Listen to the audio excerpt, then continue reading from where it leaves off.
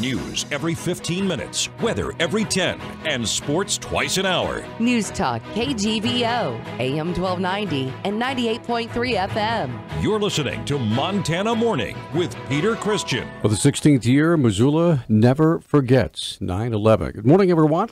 Montana Morning for Monday, September 11th, 2017. Partly cloudy and smoky in western Montana, although it was a spectacular day yesterday with blue sky, clouds, and sunshine. You could see the mountains. It was just perfect. It's wonderful. 52 in Missoula. Right now, we'll just wait and see what happens later on today. Our newscast this morning is sponsored by the Missoula Building Industry Association Parade of Homes and Remodeling Tours coming up later this week, the 15th to the 17th, featuring some of the most beautiful living arrangements in the Missoula area. Get more information at Missoula.com. Missoula is hosting the 16th annual Never Forget service ceremony today to commemorate the lives of 2,986 men, women, and children who died at the hands of Islamic terrorists on September 11, 2001.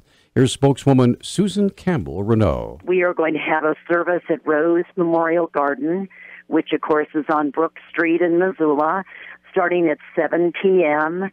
And we have honor and color guards from around Missoula that are going to be participating. We also are going to pay tribute to the police and the firefighters that died that day. According to Susan Campbell-Renaud, a retired Missoula rural firefighter will pay tribute by reading the names of firefighters who died on 9/11 that he fought alongside. He's done this for us every year. He actually was scheduled to be there on 9/11 with his friends, and he came down with the flu. That's why he wasn't there, and of course nobody knew that 9/11 was going to happen. Renaud said the ceremony will take place, rain, shine, or smoke. A video taken in Missoula and uploaded to Facebook last week depicts a man being beaten with a baseball bat and kicked by multiple people near McCormick Park. Missoula police confirmed the video depicted an actual crime and that one 18-year-old juvenile had been hospitalized because of the attack. Police spokesman Travis Welsh says an arrest has been made in that case. We have made an arrest on one juvenile male. At this point, his potential charge is assault with a weapon, which is a felony. However, the investigation continues. There's obviously more people involved, and we're continuing to work to try to identify those people and hold them accountable if probable cause exists. And according to a press release that we received from Welsh over the weekend, he says MPD investigators have now identified other suspects involved in the assault that took place. The investigation is ongoing, and we ask, this is the police department, is asking that concerned persons let the justice system do its work and not engage in any kind of retaliation or street justice. It's been observed that other parties are using social media to communicate threats of violence in relation to this incident, which will not be tolerated. Persons acting on these threats will be subject to potential arrest and prosecution to the fullest extent of the law. A Montana man has been charged with deliberate homicide after a fight in Great Falls left a man brain dead.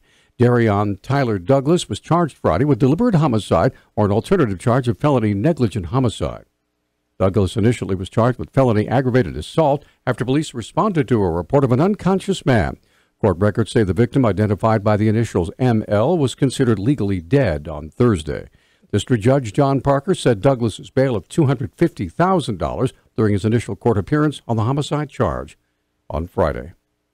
Today, the Children, Families, and Health and Human Services Interim Committee for the Montana Legislature will be meeting to discuss a possible objection to Governor Bullock's proposed 5.5% cut to health provider payments for those who offer services to Medicaid patients.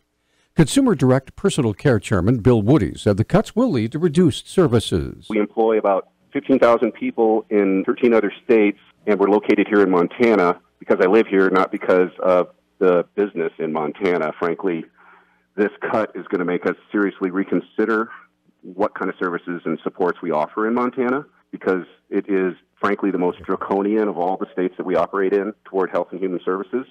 According to Woody, the cuts have already hurt his company's ability to hire and have directly impacted the services Montana families receive. Currently, we are unable to hire nurses. We're given an hourly reimbursement, which doesn't provide us enough to pay a nurse to get a nurse to do help for little kids. There were 5 little kids that were seriously dependent upon care from nursing. We weren't able to provide nurses, so we had to discharge all of them. One of them moved out of state to try to find other care, and that kid subsequently died, but there's still 4 that are still alive. We'd love to see them continue with services and supports, but we can't provide it, so we had to withdraw from that program. The decision doesn't get any easier, as the department is facing an additional 10% cut. Will also have to find room to cut another $50 million from the state budget. Firefighters from the Oklahoma-based Osage Nation are heading to Montana to help fight wildfires. Television station KOTV reports thousands of acres of land have been scorched by wildfires in Montana, which has experienced widespread drought. The Osage was recruited to help fight the wildfires by the Flathead Reservation in Montana. Firefighter Britton Red Eagles of the Flathead Reservation sends firefighting teams to Oklahoma during the winter months when wildfires are common in that state. Red Eagles says Osage Nation firefighters plan to depart for Montana. Well, they departed yesterday and plan to work in 16-hour shifts while they are here. In the last 30 days, the Helena City Commission removed a fountain from a public park that was presented by the Daughters of the Confederacy back in 1914, one of many Confederate monuments and statues that have been removed across the country. The Mansfield Library at the University of Montana will be holding a public forum discussion on the subject this coming Wednesday from 6:30 to 8 p.m.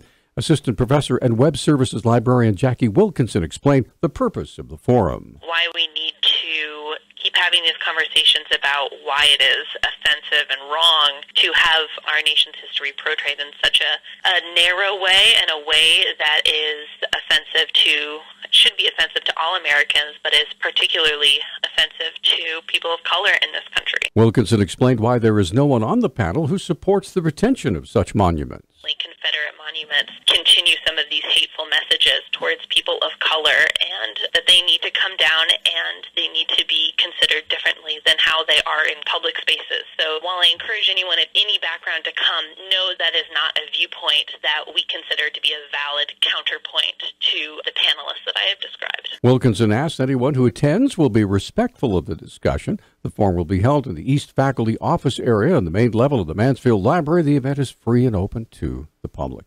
Finally, Montana Commissioner of Higher Education Clayton Christian says he will not ask state colleges to review their policies about how to handle sexual assault allegations until he gets more details on changes from the federal government. Last Thursday, U.S. Education Secretary Betsy DeVos announced plans to reverse all or parts of guidelines set by the Obama administration in 2011 about how to comply with Title IX, the federal law that prohibits discrimination based on sex in education. Christian told Lee Newspapers of Montana it's too early for the Board of Regents to consider any statewide response to that announcement. Our News Talk time now is 6:12. News Talk, KGVO. Missoula's official weather station. Look for a mix of sun and smoke today with our high temperatures in the mid-80s. Winds will be out of the west at 5 to 10 miles per hour. Tonight, mostly clear. Overnight lows will drop into the upper 40s or back into the mid-80s on Tuesday. I'm meteorologist Brooke Foster for KECI 13.